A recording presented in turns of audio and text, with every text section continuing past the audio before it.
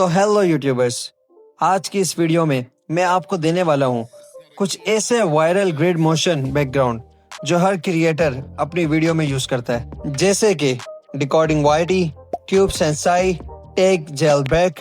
और अगर आपको ये चाहिए तो ग्रुप लिंक डिस्क्रिप्शन में मिल जाएगा।